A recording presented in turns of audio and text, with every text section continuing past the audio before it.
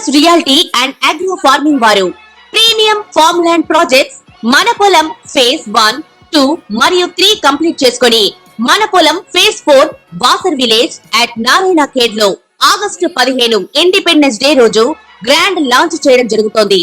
Launching మరియు independence day సందర్భంగా 5 guntas land out rate లో బుక్ చేసుకున్న వారికి 1,50,000 రూపాయల డిస్కౌంట్ తో పాటు 2 గ్రాముల గోల్డ్ ఫ్రీగా ఇస్తున్నారు. పూర్తి వివరాలకు సంప్రదించండి. నమస్కారం అందరికీ. వాళ్ళు మనతో పాటు మన స్టూడియోలో వేదిక ఆస్ట్రాలజీ అయిన అనుపమ గారు ఉన్నారు. Hearty welcome to studio ma'am. మరి ఇప్పుడు దాకా మీరు మన స్టూడియోకి వచ్చి ఎప్పుడు రాశిఫలాలు చెప్పలేదు, కానీ ఈ అక్టోబర్ కొంతమంది నెగిటివ్ అంటున్నారు, కొంతమంది పాజిటివ్ అంటున్నారు. సో కరెక్ట్ గా మీరు చెప్పండి, ఈ అక్టోబర్ నెలలో ద్వాదశ రాశుల వరకు ఎలా ఉండబోతుంది? ఫస్ట్ ఈ అక్టోబర్ నెల ద్వాదశ రాశుల ప్లేస్మెంట్స్ ఎలా ఉన్నాయి, ఏ రాశి వాళ్ళు, ఏ గ్రహాలు ఎక్కడున్నాయి ఒకసారి వివరించండి. బేసికలీ ఫస్ట్ ఆఫ్ ఆల్ మనకి అక్టోబర్ బిగినింగ్ లోనే మనకి సూర్యగ్రహణం జరుగుతుంది. అమావాస్య రోజు సూర్యగ్రహణం అన్నమాట. ఇది కొద్దిగా రేర్ ఈవెంట్ అని చెప్పుకోవచ్చు, అంటే ఫ్రీక్వెంట్ గా జరిగే కాస్మిక్ ఈవెంట్ కాదు. ఓకే. సో మహాలయ సర్వపిత్రి మహాలయ అమావాస్య రోజు సూర్యగ్రహణం జరగడం అనేది చాలా పాజిటివ్ ఆస్పెక్ట్ ఎక్కడ కన్సిడర్ చేసుకోవచ్చు అంటే, మన పితృదేవతలకి తర్పణాలు చేయడానికి మనకి చాలా ఆస్పిషియస్ చెప్పుకోవచ్చు అనమాట. ప్రసిద్ధి ఉన్న వాళ్ళు దాన్ని ఇంకా కొద్దిగా ఎన్హాన్స్ చేసుకోవడానికి యూజ్ అయ్యే ఆస్పిషియస్ మనం చెప్పుకోవచ్చు, ఎస్పెషల్లీ ఆ ఆస్పెక్ట్ లో మనకి. అదర్వైజ్ మనకి రవి మనకి 16th కి తులారాశిలోకి ఎంటర్ అవుతారు. అంటే అక్కడ మనకి రవి నీచబడతారు అనమాట. సో ఆల్మోస్ట్ డెప్యుటేషన్ లోకి వచ్చేస్తారు కాబట్టి కొద్దిగా మోస్తరుగా మనకి గవర్నమెంట్ రిలేటెడ్ ఇష్యూస్ అలాంటి వాటికి కొంచెం మనకి డిస్టర్బెన్సెస్ కనిపించేది, లీడర్స్ కి కనిపించేసి కొద్దిగా డిస్టర్బెన్సెస్ వచ్చే ఛాన్సెస్ ఉంటాయి. కుజుడు మాత్రం మనకి 20th అక్టోబర్ అంటే 20వ అక్టోబర్ రోజున మనకి కుజుడు నీచబడతారు, కర్కాటక రాశిలోకి ఎంటర్ అవుతారు.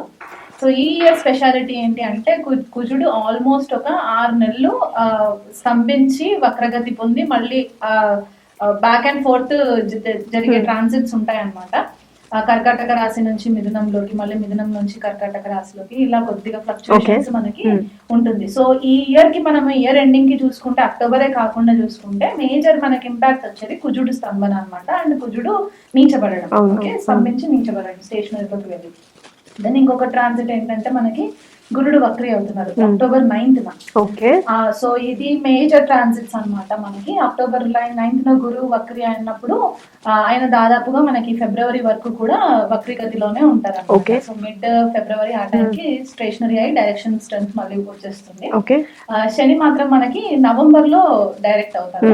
సో అక్టోబర్ లో మెయిన్ ట్రాన్సిట్స్ ఏమున్నాయంటే, ఇది ఆల్రెడీ రాహుకేతు మనకి మీనరాశి అండ్ కన్యా రాశిలో ట్రాన్సిట్స్ జరుగుతున్నారు. అండ్ ఆల్రెడీ శని మనకి వక్రీ అయ్యి మనకి కుంభరాశిలో ట్రాన్సిట్ అవుతున్నారు. కాబట్టి మన మెయిన్ ఫోకస్ అంతా కూడా ఈ పర్టికులర్ అక్టోబర్ కి ఏం చూసుకోవాలంటే, రవి ఒకటి, కుజుడు ఒకటి అండ్ గురు వక్రి, ఈ 3 గ్రహాలు కూడా అగ్నితత్వ గ్రహాలు కాబట్టి కొద్దిగా మెయిన్ ప్లానెట్స్ రవి అండ్ కుజుడు 2 కూడా నీచ అవస్థలో ఉండడము ఒక బిగ్గెస్ట్ డిసడ్వాంటేజ్ అన్నమాట.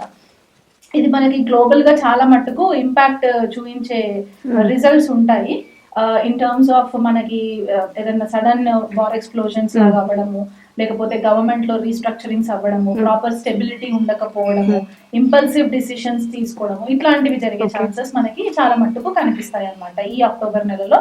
ఇది దాదాపు అన్ని రాశుల వాళ్ళకి ఎఫెక్ట్ అయ్యేది. ఈ రాశికి బాగుందా, ఆ రాశికి బాలేదా అన్నట్టు కాకుండా మేజర్ గా అందరికి సమానంగా ఎఫెక్ట్ అయ్యే సిచ్యువేషన్స్. దాంట్లో మనకి సూర్యగ్రహణం ఎఫెక్ట్స్ కూడా ఉంటాయి కాబట్టి దాన్ని కూడా మనము కన్సిడరేషన్ లోకి తీసుకోవాలి. ఓకే మ్యామ్, ఇప్పుడు తులారాశి వారికి అక్టోబర్ లో ఒకసారి వివరించండి. తులారాశి వాళ్ళు కొంచెం కేర్ఫుల్ గా ఉండవలసిన సిచ్యువేషన్ అన్నమాట. ఎందుకంటే లగ్నంలోనే రవి నీచబడతాడు వీళ్ళకి. ఇక్కడ వీళ్ళకి 11th లార్డ్ అంటే లాభాధిపతి లగ్నంలో నీచబడడం. సో కొద్దిగా వీళ్ళకి ఏదైతే హోప్స్ అండ్ విషెస్ ఏవైతే ఉంటాయో, ఎక్కువ పెద్ద పెద్ద కోరికలు ఏవైతే ఉంటాయో కొద్దిగా సైడ్ అయ్యే సిచ్యువేషన్స్ అన్నమాట ఈ పర్టికులర్ మంత్. పబ్లిక్ ఇమేజ్ కొద్దిగా డ్యామేజ్ అయ్యే ఛాన్సెస్ ఉంటాయి. అది థర్డ్ పార్టీ వల్ల కూడా, అంటే third party in the sense వీళ్ళు ఏదైనా ఒక మాట అనేసేసి అవతల వ్యక్తి కొద్దిగా ఇబ్బంది అయిపోయి దానివల్ల వీళ్ళ రెప్యుటేషన్ కొద్దిగా పాడయ్యే ఛాన్సెస్ ఉంటాయి. కాబట్టి వాళ్ళ సర్కిల్లో ఉన్న కెరియర్ ఆపర్చునిటీస్, వాళ్ళ సర్కిల్లో ఉన్న వాళ్ళతోటి కూడా కొద్దిగా డిస్టర్బెన్సెస్ వచ్చే ఛాన్సెస్ ఉన్నాయి. కాబట్టి కొంచెం కేర్ఫుల్గా ఉండాలి. ఆఫీస్ లో కూడా వీళ్ళకి కొద్దిపాటిగా డిస్టర్బెన్సెస్ వచ్చే ఛాన్సెస్. ఎవరైనా పార్ట్నర్షిప్ బిజినెస్ చేస్తున్నారు, లేకపోతే వాళ్ళ ఓన్ బిజినెస్ చేస్తున్నా సరే కొంచెం కేర్ఫుల్ గా ఉండడం చాలా ఇంపార్టెంట్ అయిపోతుంది అనమాట. ఎందుకంటే నీచబడిన కుజుడు దశమ స్థానంలోనే ఉంటారు అండ్ మనకి మళ్ళీ పంచమ స్థానంలో రెట్రో శని ఉంటుంది కాబట్టి దానివల్ల వీళ్ళకి కొద్దిపాటిగా ఇష్యూస్ క్లియర్ గా కనబడుతున్నాయి. తల్లి ఆరోగ్యం కొద్దిగా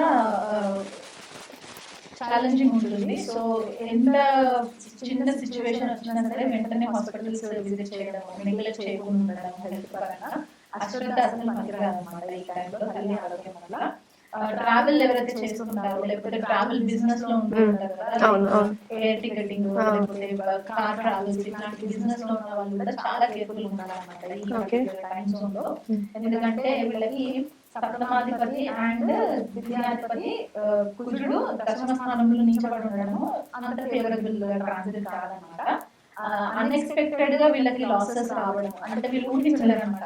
లాస్ ఎక్కడి నుంచి వస్తుంది ఊహించలేదు కాబట్టి వీళ్ళైనంత మటుకు అలర్ట్ గా ఉండడము. రాంగ్ గురుస్ అంటే ఇంకా ఇక్కడ షష్టాధిపతి గురుడు అండ్ మనకి తృతీయాధిపతి గురుడు కూడా వక్రీ అయ్యి అష్టమ స్థానంలో ఉండడం వల్ల తులాలగ్నం తులారాశి వాళ్ళకి ఏంటంటే వీళ్ళకి తెలియకుండా రాంగ్ గురుస్ అంటే మనకి గురు లాంటిది కనిపిస్తూ ఉంటారు కానీ ఫేక్ గురుస్ కూడా ఉండే ఛాన్సెస్ ఉంటాయి కదా, రాంగ్ అడ్వైసెస్ ఇచ్చేవాళ్ళు. అలాంటి వాళ్ళ ట్రాప్ లో పడే ఛాన్సెస్ కూడా ఉంటాయి కాబట్టి ఎవరిని కూడా అంత గుడిగా నమ్మడానికి వీళ్ళనంత మటుకు మీ కంట్రోల్ లో ఉండి డెసిషన్స్ తీసుకొని ఫ్యామిలీ మెంబర్స్ తోటి డిస్కస్ చేసి డెసిషన్స్ తీసుకోవడం వల్ల చాలా మటుకు ప్రాబ్లమ్స్ నుంచి సేవ్ అవుతారు. మరి ఒకసారి తులారాశి వారికి రెమెడీస్ కూడా వివరించండి. తులారాశి వాళ్ళకి వీళ్ళు రెమెడీస్ ఏంటంటే విష్ణు సహస్రనామం చాంటింగ్ రెగ్యులర్ గా చేసుకోవడము, ఈ ట్రాన్సిట్ అయ్యేంత వరకు సుబ్రహ్మణ్యేశ్వర స్వామికి రెగ్యులర్ గా పూజలు చేసుకోవడము, ప్రతి మంగళవారము దగ్గరలో ఉన్న సుబ్రహ్మణ్యేశ్వర స్వామి ఆలయానికి విజిట్ చేయడము, అర్చన చేయించుకోవడము, వీళ్ళైనంత మటుకు కొద్దిగా చాలా స్పైసీ ఫుడ్ అలాంటివి కొద్దిగా కారం అవి కొద్దిగా తగ్గించుకోవడం వల్ల కూడా వీళ్ళకి కొద్దిగా రిలీఫ్. ఓకే, మరి చూసారు కదా తులారాశి తులాలగ్నం వారికి ఈ అక్టోబర్ లో ఎలా ఉంటుందో. సో ఖచ్చితంగా నెగటివిటీ కొంచెం తగ్గి పాజిటివ్ గా రావడానికి మంచిగా రెమెడీస్ చేసుకోండి, మీ జీవితాన్ని మంచి దారిలో పెట్టుకున్నారని ఆశిస్తూ మన రోజు కలుద్దాం. అంతవరకు సెలవు. మరి మీనరాశి వారికి అక్టోబర్ లో ఒకసారి వివరించండి. మీనరాశి వాళ్ళకి ఇప్పుడు ఆల్రెడీ లగ్నంలోనే రాహు సంచారం జరుగుతుంది. మీన లగ్నము మీనరాశి వాళ్ళకి ఆల్రెడీ ఏలినాటి శని ప్రభావంలో ఉన్నారు. సప్తమంలో కేతు ట్రాన్సిట్ అండ్ మనకి కుజుడిని చూసుకుంటే ద్వితీయాధిపతి అండ్ భాగ్యాధిపతి కుజుడు పంచమంలో నీచబడము.